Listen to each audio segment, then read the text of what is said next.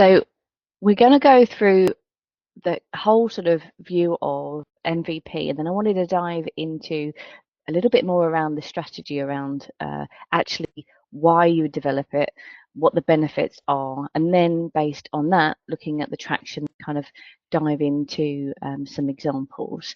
So essentially, when developing an MVP, it really is, in practice, it's quite challenging because essentially you need to try and remove as many of the things that we think will be really useful so that you can focus in on the core problem of your customer, and essentially you can fit into these stages. So identifying the problem that you're looking to validate, and ideally you'll have a really clear understanding of what your target audience really wants and what they're looking for. And this process is so that you can iterate, you can get feedback, you can do interviews, you can give, it obviously depends on whether it's a product or a digital or it's a service, but in all of those examples you can actually do an MVP process. So it's really first about identifying what the problem is, defining the core features that you're going to test essentially to address that problem, and then choose whatever that MVP approach is, build out the MVP, and then test and gather feedback. So that's the kind of broader overview of the stage, and then I wanted to dive into a little bit more in depth around why and what and how do you do that, and then choosing the right MVP approach. If at any point you want me to zoom in, just let me know and I'll zoom in a bit more. So in stage one, I've kind of capped it at 6 different points, and then after that we go into the kind of the traction and getting investment off of that. But in terms of the starting point is really understanding like why and what is it. So an MVP really at its core is the simplest version of the product that allows you to test with real users. So it could be one piece of your product, and from your standpoint it might be one well, you can tell me actually whether when you're building out whether you're focused on one product line or one piece. But from an app perspective, it would be the simplest version of what you're trying to achieve so that you can validate, and it's validating all of the assumptions essentially that you've got. So once you've done that, it's about then gathering the feedback and then iterating as quickly as possible without over investing on your time or resources. And the focus really should be around solving a very specific problem for a very specific audience, and not trying to build everything all at once. And I know from experience it's so challenging to try and really pull it down and only have to have an MVP, because as a founder you're always thinking, oh, it'd be great to have XYZ, but really the essential piece is if you feel it's slightly too early, you've got it right. If you're uncomfortable, then it's probably about the right time. And so then the product to be shown to other people. Yes, it's not right. Yeah, ready. Yeah. If you feel uncomfortable that you would like it to be perfect, but it's not there, that's actually when you should start testing it. Okay. If you wait until it's absolutely perfect, and I haven't got a specific experience around clothing products, so I think you have to kind of look at it in a different way. Yeah. Maybe it would be the packaging, or maybe it would be I think I get that I'm having to like compromise on certain features, and I guess with my first bulk I might not quite have the labels in them right or something like that, but the idea is that they're underwear that you could put on. yes, so that you can get feedback and you can get to the chance to have that contact with real customers, and then you can adapt. So it's not in your mind absolutely perfect. You haven't waited that long. If you've got to that point, it's probably far too down the journey, and it's going to be quite, we spent probably a lot of money and resources and time to get there.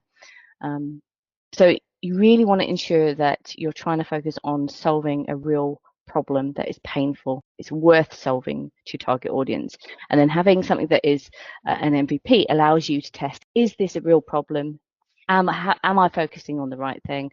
And then it helps you also to define your ideal customer. So as you're testing it, you're trying to reach people, this is when it starts to branch out into validating some of your go-to-market strategies. So do I know where my customers are? Can I get in contact with them? Can I validate how much it costs to reach my target audience? And all of those different assumptions that feed into everything that's part of the business, you can use an MVP to kind of validate that as well. So for me, for example, and we spoke earlier today, I built a panel of alpha testers, and in order to get them, I was able to validate how much, where they were online, the best way to talk to them, the kind of things that they're interested in, and how much it cost to get in front of them. And then once I got in front of them and I was able to use them as testers, it was at that point I could really interview them, find out what their real pains were, and then you can use that in your messaging, and then you can adapt. How did you actually make that panel? On what platform did you use? Yes, so I used social media. First of all, I did a landing page, and essentially in there after research of who you think your audience is, and what they're interested in and their pains and what they're looking for, then you basically try and use their language to define and talk to them in that way. And then I did a social media ad to say that I'm looking for market research. Oh, bless you. Market research, looking to build a panel of alpha testers that I want to get feedback from, and then anybody that fills out the questionnaire would be entered into win a prize of 150 or 250 pounds worth of Amazon vouchers. And then from an email marketing campaign to kind of keep in contact with them, encourage them to fill out the questionnaire. Once they had in the questionnaire, I put in there, would they be interested in further contact from me, obviously, and could I also do an interview? And then I specifically screened them for how much content did they put in the questionnaire, in their feedback. If there's somebody that just writes one word answers or just a couple of words, that's not the person that I wanted in my testing group. I wanted somebody that would be so passionate around the area that they would write a whole essay if they could. If they were given the opportunity, they would write a lot. And the benefit of doing that is all of those people that I actually interviewed and had some one-on-one time became my real ambassadors. Like, they absolutely loved the product and would rave and would share and spread in terms of word of mouth. So there's so many benefits from doing this approach. So when you said you started on social media, yeah. So was that your personal social media? Because clearly that will only have a certain captive. Oh no, I paid. So yes, it was via my via social media, but I did an ad campaign, so it was much broader than my network or my social network. And at the same time, that then gave me, I could fine tune the ads, I could tweak the creative, and I could see what kind of creative appeals to my target audience, and then obviously how much does it cost to reach my target audience. Yeah. Okay. Okay. So then defining the core features. This is really about avoiding feature creep. And as you go, you'll be thinking, obviously it's slightly different from a clothing perspective, but I'm sure it can still be relevant. You're going to find that you'll want to do a lot more than what you should do. And so it's about really outlining what are the features that are nice to have and what are the features that are really core, and then map out how you're going to get them to interact with whatever it is that you're doing. So are you going to get them to interact with images? Is it going to be a video? Are you going to show them the product? Are you going to give them the product to try? Are you going to show, there's many different versions of an MVP, and it doesn't actually have to be a physical product at that point. It can be, but it doesn't have to be. And then is trying to make it as simple as possible so that you can really validate what it is that you're looking for. So only really build out what you need so that you can test and adapt. And this kind of goes into, you can MVP at your product stage, but you can also create a mini experience, whether that is a video, a demo, or a social media reel, just to see the kind of engagement and to get some feedback, and then to build ideally a little community around what it is that you're doing so that you can then tap into them. So another way of looking at the panel is to think of, I'm building a community of people that are really interested in my product. And so then I wanted to kind of list out a few different ways in which you could do an MVP, because obviously we've got lots of different businesses in the group. So a concierge MVP is like a manual service, which essentially would simulate the product. So another way of, and I did many different versions actually with my business of an MVP. And the first one is that it appears to be automated, or it appears to be a solution, but it's really manual behind the scenes. So they can't tell that it's manual, but it's actually manual. So that's one way of doing it. Another way is that you text with a landing page. So you get a call to action like sign up for early access to this product, and that could be something that would work for you. So you could say, we're launching XYZ, and the benefits are, show me, do you want to sign up to the wait list? Do you want to have an early access discounts? Okay. Just to get engagement and to build your email list of people that you could then bring into. So maybe like sign up to be notified that I'm launching or whatever. Yes, exactly. Yeah, so sign up to be notified that I've come to market. Yes, exactly. Yeah, or early offer, or special. There's lots of different things that you can do if you're a sort of a founding member. It doesn't have to be monetary, so it could be, you can think of interesting things that you could offer in addition to the product if they sign up early or go on your wait list. There's also prototype MVP, which is essentially a very basic version of your product, and so that might be something that you're going to do. And then for a tech product, that might be wireframes. Nowadays, you don't even have to have a fully fledged app. You can use lots of different tools, that like Bubble, which is a no-code tool, or Figma, which is like you can create an actual prototype with Figma, or you could just use designs. There's lots of different versions of that, and also like a video demo of the product with somebody showcasing it. Okay, thank you. That's all right. And then essentially building it. So obviously this is slightly different from the typical kind of view of MVP, but I think it really applies to all businesses, because you want to build whatever the cheapest and simplest version is, so that you can test, and then you build a community around your product. And ultimately you want to keep the costs as low as possible and as quick as possible, so that you can iterate. And then once you have it, so this is the stage where you need to start thinking about, okay, how can I use this data to support my story from an investment angle or from a marketing angle?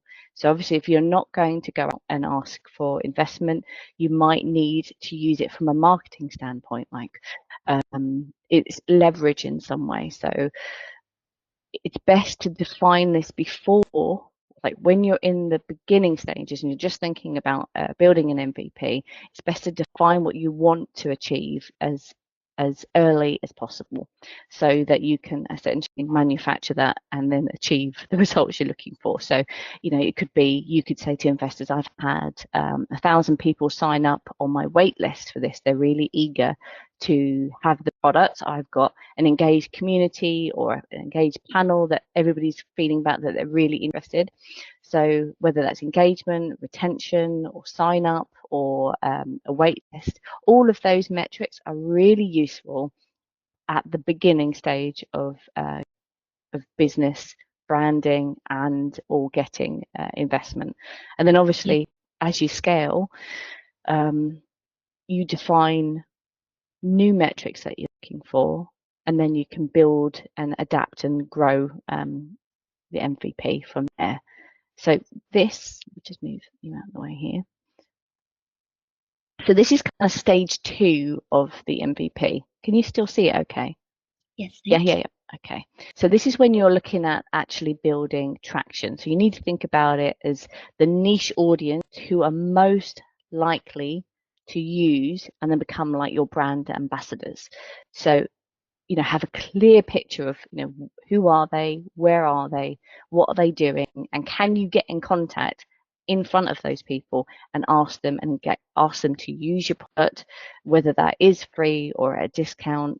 And then what marketing channels can you use to get in front of them? Or, you know, where are your customers? Do you need to go on a different platform? Do you have to go to an event? Do you have to, this is the stage where you need to be figuring out and testing your go-to-market strategy, so that when you do get in front of investors or when you are launching, you have got some data so that you feel like, okay, I know that I tested it in events and we had you know, we spent 1 day or 5 days and we got these amount of leads, or we spent X amount of budget on social media marketing and we got this. This is at the point, once you've got your MVP, you now start thinking about building data to support your go-to-market strategy. And then also it really helps around kind of your mission and your storytelling and getting out in front of people. Take all of these opportunities as an opportunity to support your content. So building your brand, building the story behind the mission, seeing if you can get some brand ambassadors that are willing to speak and say that they love your product. All of those things are really key. And once you've built the MVP, and you're having that feedback from people, then you can use that content for many other things. Okay.